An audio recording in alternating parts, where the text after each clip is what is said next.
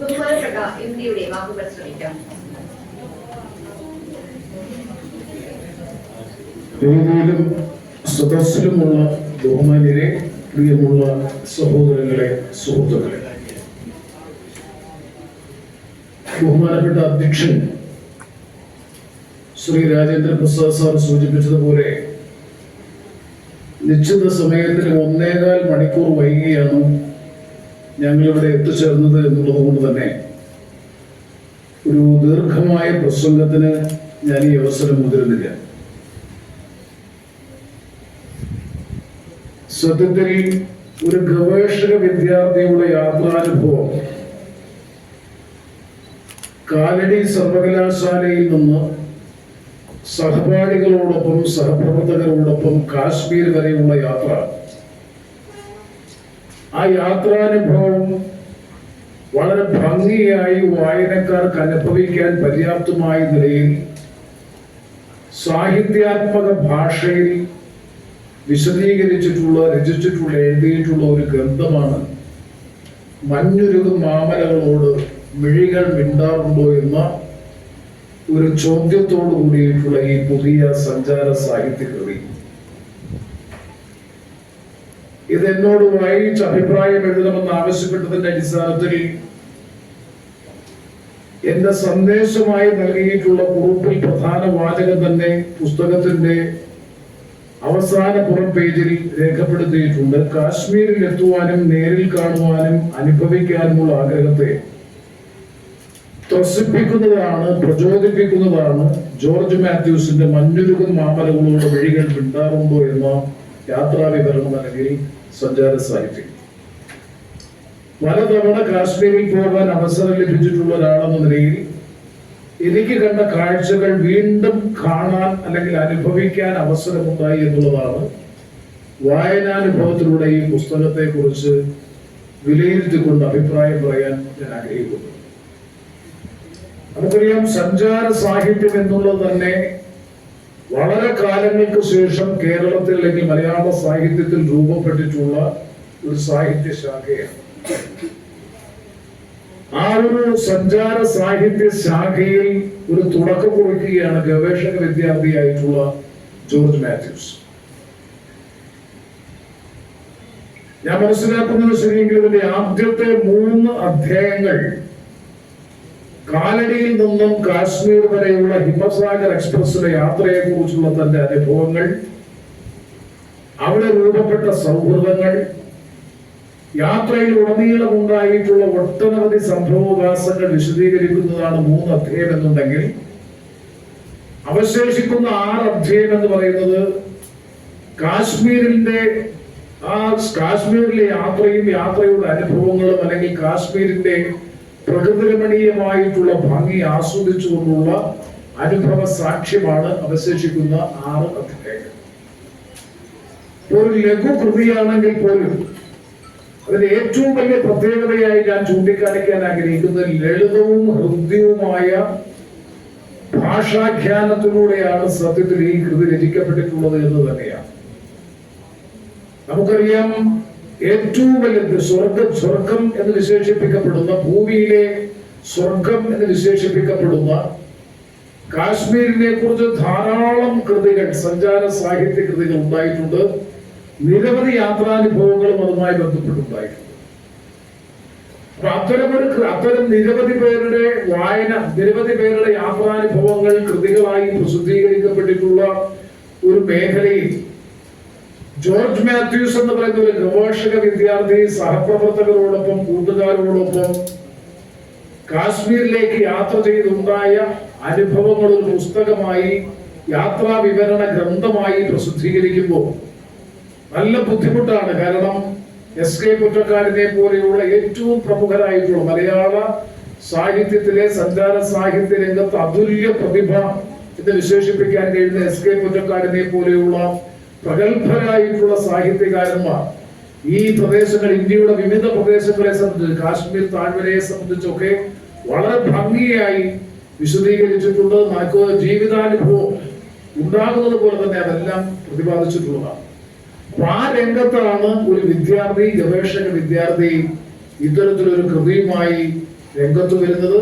തന്റെ യാത്രാനുഭവങ്ങൾ വിശദീകരിച്ചുകൊണ്ടുള്ള ഈ പ്രഥമ കൃതി പ്രകാശനം ചെയ്യാൻ, പ്രസിദ്ധീകരിക്കാൻ അതിന് തയ്യാറെടുത്ത പ്രിയപ്പെട്ട ജോർജ് മാത്യൂസിനെ, അതിന്റെ ഗ്രന്ഥകാരൻ കൂടിയായിട്ടുള്ള ജോർജ് മാത്യൂസിനും അങ്ങനൊരു സംരംഭവുമായി മുന്നോട്ട് വന്നപ്പോൾ അത് പ്രസിദ്ധീകരിക്കാൻ തയ്യാറായ പ്രിയദർശിനി പബ്ലിക്കേഷൻസ്, ആ പ്രിയദർശിനി പബ്ലിക്കേഷൻസിനെയും അതിന്റെ സംഘാടകരായിട്ടുള്ള സുഹൃത്തുക്കളെയും ഈ അവസരത്തിൽ ഹൃദയം നിറഞ്ഞ അഭിനന്ദനങ്ങൾ, അനുമോദനങ്ങൾ ഞാൻ ഈ അവസരത്തിൽ അർപ്പിക്കുകയാണ്.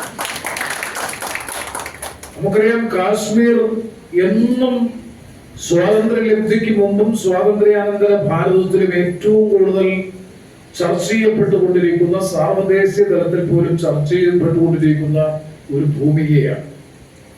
ആ കാശ്മീരിന്റെ സൗന്ദര്യം സത്യത്തിൽ കാശ്മീരിലെ ലേക്ക്, ദൾ ലേക്ക് എന്ന് പറയുന്ന ഏറ്റവും വിശാലമായ ആ തടാകവും, കാശ്മീർ താഴ്വരയിലെ തടാകവും,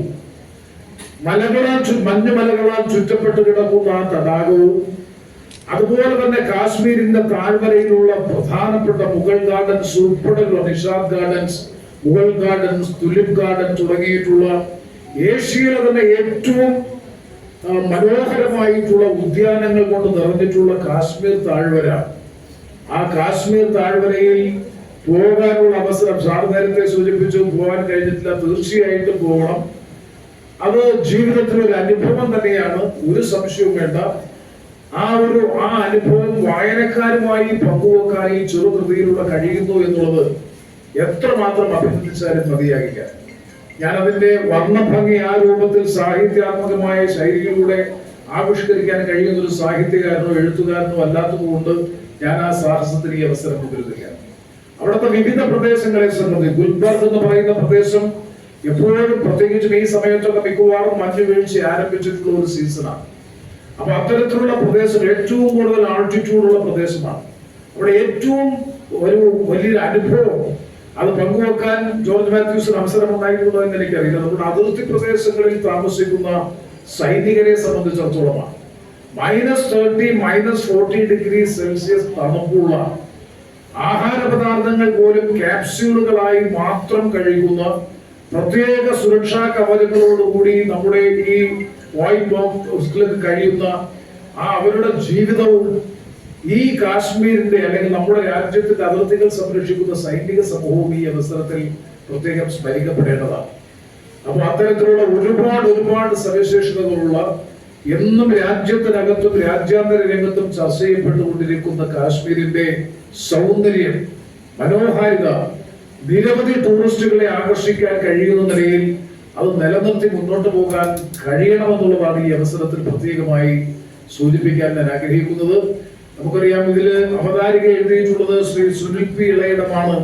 ഇതിന് അവതാരിക എഴുതിയിട്ടുള്ളത്. അദ്ദേഹത്തിന്റെ അവതാരികയിലൂടെ കണ്ണോടിക്കുമ്പോൾ തന്നെ ഈ കൃതിയുടെ ഒരു മഹത്വത്തെ സംബന്ധിച്ച്, കൃതിയുടെ സവിശേഷതയെ സംബന്ധിച്ച് വളരെ ഭംഗിയായി വിശദീകരിക്കുന്നുണ്ട്. സഞ്ചാര സാഹിത്യ മേഖലയിലുള്ള വിവിധ ശാഖകളെ കുറിച്ച് അദ്ദേഹം പ്രതിപാദിക്കുന്നുണ്ട്. മുൻകാലങ്ങളിലൊക്കെ, ആദ്യ കാലഘട്ടങ്ങളിലൊക്കെ സഞ്ചാര സാഹിത്യം എന്ന് പറഞ്ഞാൽ ഒരു സ്ഥലത്ത് പോയി കണ്ട അനുഭവങ്ങൾ ഒരു ഡെസ്ക്രിപ്റ്റീവ് മോഡലിൽ, ഒരു വിവരണം അല്ലെങ്കിൽ അതിന്റെ വിശദീകരണം എന്നുള്ളതായിരുന്നുവെങ്കിൽ ആ സഞ്ചാര സാഹിത്യ മേഖലയിൽ പിന്നീട് അത് കുറെ കൂടി ഒരു ലിറ്ററസിയായി അല്ലെങ്കിൽ ഒരു സാഹിത്യാത്മകമായ ശൈലിയിലേക്ക് മാറി.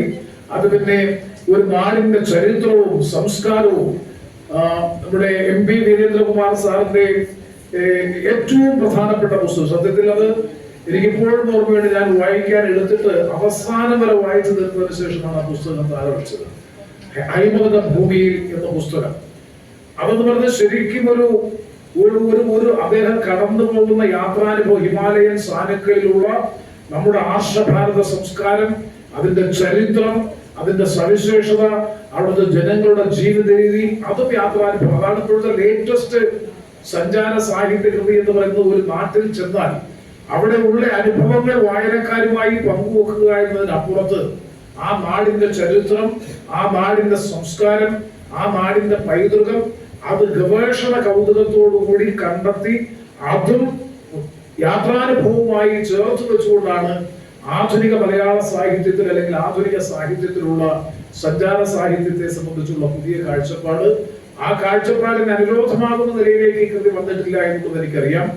അതുകൂടി കൂട്ടിച്ചേർത്താൽ, അതായത് കാശ്മീരിന്റെ സംസ്കാരം, കാശ്മീരിന്റെ രാഷ്ട്രീയം, നമ്മുടെ ഇന്ത്യൻ യൂണിയൻ രൂപീകരിക്കപ്പെടുന്ന ഒരു കാലഘട്ടത്തിൽ, യൂണിയൻ ഓഫ് ഇന്ത്യ രൂപീകരിക്കപ്പെടുന്ന കാലഘട്ടത്തിൽ കാശ്മീരിന് പ്രത്യേകമായ ഭരണഘടനാ പദവി 370 അനുച്ഛേദത്തിലൂടെ പ്രത്യേക അധികാരാവകാശങ്ങൾ നൽകിക്കൊണ്ടാണ് യൂണിയൻ ഓഫ് ഇന്ത്യയിൽ ജമ്മു കാശ്മീർ എന്ന രാജ്യം, നാട്ടുരാജ്യം ഇന്ത്യൻ യൂണിയന്റെ ഭാഗമായി ചേർക്കപ്പെട്ടത്. അതിൽ പണ്ഡിറ്റ് ജവഹർലാൽ നെഹ്റു എടുത്തിട്ടുള്ള ഒരു ഏറ്റവും നയതന്ത്രപരമായ, ഒരുപക്ഷെ അത്തരത്തിലൊരു നയതന്ത്രപരമായ നിലപാട് സ്വീകരിച്ചില്ലായിരുന്നു എന്നുണ്ടെങ്കിൽ ഒരുപക്ഷെ കാശ്മീർ പാകിസ്ഥാന്റെ ഭാഗമാകുന്ന ഒരു സാഹചര്യം, അല്ലെങ്കിൽ ഒരു സ്വതന്ത്ര രാജ്യമായി നിൽക്കുന്ന സാഹചര്യം വരെ ഒരുപക്ഷെ ഉണ്ടാകുമായിരുന്നു. അതൊക്കെ ഇന്ന് വലിയ ഹീറ്റഡ് നാഷണൽ ഡിബേറ്റ് ആണ്. സത്യത്തിൽ അതല്ല. അതാണ് ഞാൻ സൂചിപ്പിച്ചത്. സഞ്ചാര സാഹിത്യ രംഗത്ത് വന്നു ഭവിച്ചിട്ടുള്ള പുതിയ സംഭവവികാസങ്ങൾ, ആധുനിക ലോകത്ത്, ആധുനിക സാഹിത്യത്തിൽ വന്നു ഭവിച്ചിട്ടുള്ള സംഭവവികാസങ്ങൾ കേവലം യാത്രാനുഭവം വായനക്കാരുമായി പങ്കുവെക്കുക എന്നതിനപ്പുറത്ത് ആ നാടിന്റെ ചരിത്രം, സംസ്കാരം, രാഷ്ട്രീയം, ജനങ്ങളുടെ ജീവിതം, മറ്റും എല്ലാ കാര്യങ്ങളുമായി ബന്ധപ്പെടുത്തിക്കൊണ്ട് വരുമ്പോൾ അത് കുറെ കൂടി വിജ്ഞാനപ്രദമാകുന്ന നിലയിലേക്ക് വരും. ഇപ്പോൾ ജോർജ് മാത്യൂസ് എഴുതിയിട്ടുള്ള ഈ ചെറിയ കൃതി, മഞ്ഞുരുകും മാമലകളോട് മിഴികൾ മിണ്ടാറുണ്ടോ, അതിൽ തന്നെ ഒരുപാട് അർത്ഥം, ആഴത്തിലുള്ള അർത്ഥം ഈ പുസ്തകത്തിന്റെ തലവാചകത്തിൽ തന്നെ, നാമകരണത്തിൽ തന്നെ ഇറങ്ങിയിരിക്കുന്നു.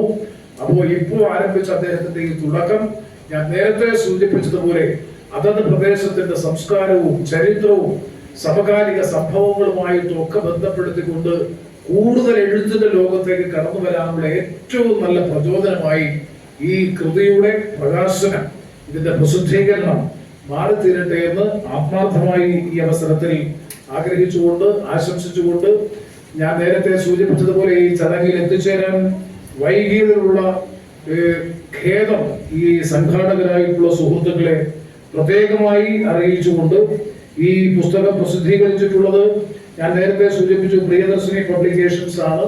ശ്രീ ബിന്നി സാഹിതിയാണ് അതിന്റെ ചുമതല വഹിക്കുന്നത്.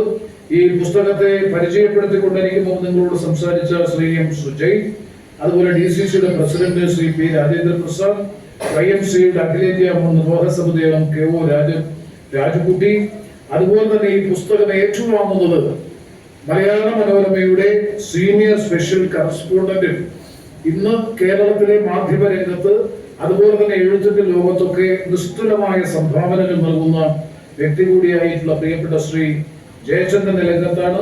അവരെല്ലാവരെയും, അതുപോലെ തന്നെ സംഘാടകരായിട്ടുള്ള ബാലജന സഖ്യത്തിന്റെ ഭാരവാഹികൾ അടക്കമുള്ള എല്ലാവരെയും ഹാർദ്ദമായി അഭിവാദ്യം ചെയ്തുകൊണ്ട് എല്ലാവർക്കും പുതുവത്സര ആശംസകൾ നേർന്ന് ഞാൻ ആവർത്തിച്ചു പറയുന്നു, ജോർജ് മാത്യൂസിന്റെ പ്രഥമ സംരംഭം സാറിവിടെ അധ്യക്ഷ പ്രസംഗത്തിൽ പരാമർശിച്ചതുപോലെ ഒരുപാട് സാഹിത്യ രംഗത്ത് സംഭാവനകൾ നൽകാൻ അദ്ദേഹം, ഞാൻ മനസ്സിലാക്കുന്നത് ശരിയെങ്കിൽ, ഇംഗ്ലീഷ് ലിറ്ററേച്ചറിൽ ഗവേഷണം നടത്തിക്കൊണ്ടിരിക്കുകയാണ്. അതുപോലെ പ്രത്യേക വിഷയത്തെ സംബന്ധിച്ചാണ്, പ്രത്യേക ആർട്സിനെ സംബന്ധിച്ചാണ്, ഇപ്പൊ മോറൽ ആർട്സിനെ സംബന്ധിച്ചാണ് ഇപ്പോൾ അദ്ദേഹം ഇതുമായി ബന്ധപ്പെട്ട് ഗവേഷണം നടത്തിക്കൊണ്ടിരിക്കുന്നതെന്നാണ് ഞാൻ മനസ്സിലാക്കുന്നത്. അപ്പൊ സാഹിത്യാത്മകമായ അഭിരുചിയുള്ള ഒരു എഴുത്തുകാരൻ എന്ന നിലയിൽ കൂടുതൽ എഴുത്തിന്റെ ലോകത്തേക്ക് കടന്നു പോകാനും ഉന്നതമായ സ്ഥാനങ്ങൾ ഭാവിയിൽ അലങ്കരിക്കാനും ജോർജ് മാത്യൂസിന് കഴിയട്ടെ എന്ന് ആത്മാർത്ഥമായി ആഗ്രഹിച്ചുകൊണ്ട്, ആശംസിച്ചുകൊണ്ട്, പ്രിയദർശിനി പബ്ലിക്കേഷൻസ് പ്രസിദ്ധപ്പെടുത്തുന്ന മഞ്ഞുരുകും മാമലകളോട് മിഴികൾ മിണ്ടാറുണ്ടോ എന്ന ജോർജ് മാത്യൂസിന്റെ പ്രഥമ കൃതി പ്രിയപ്പെട്ട ശ്രീ ജയചന്ദ്രൻ ഇലങ്കത്തിന് കൈമാറിക്കൊണ്ട് ഈ പുസ്തകത്തിന്റെ ഔപചാരികമായ പ്രകാശനം വളരെ സന്തോഷത്തോടെ നിർവഹിച്ചതായി പ്രഖ്യാപിച്ച് ഞാനൊരു വാക്കുകൾ ചുരുക്കുന്നു.